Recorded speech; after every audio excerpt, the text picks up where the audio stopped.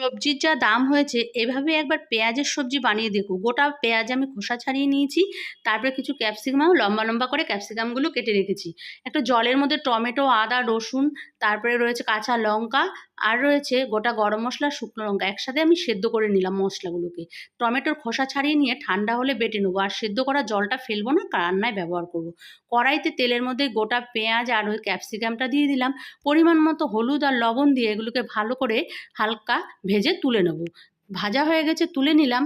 তারপরে যে একটা মশলা রেডি করে নেবো, টক দই, ধনে, জিরে আর শুকনো লঙ্কা আর হলুদ একসাথে ফেটিয়ে নেবো টক দইয়ের সাথে। পরিমাণ মতো লবণ দিয়েও ভালো করে টক দইটা ফেটিয়ে নেবো মশলা দিয়ে।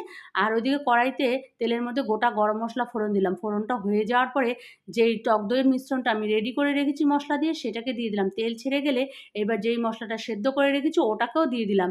ভালো করে ঢাকা দিয়ে মশলা কষিয়ে নেবো। মশলা থেকে যেই তেল ছেড়ে যাবে মশলা বাটি ধোয়া জল দেবো, আর টমেটো সেদ্ধ করা ওই জলটাও দেবো। ভালো করে কষানো হয়ে গেলে পেঁয়াজ আর ক্যাপসিকাম ভাজাটা দিয়ে দেবো। অল্প পরিমাণ জল দেবো। ভালো করে ফুটে উঠলে একটু মিষ্টি ফেলে দেবো স্বাদের ব্যালেন্সের জন্য। উপর থেকে কাসুরি মেথি আর ধনেপাতা ছড়িয়ে নামিয়ে নেবো। ভালো লাগলে লাইক আর একটা শেয়ার করুন।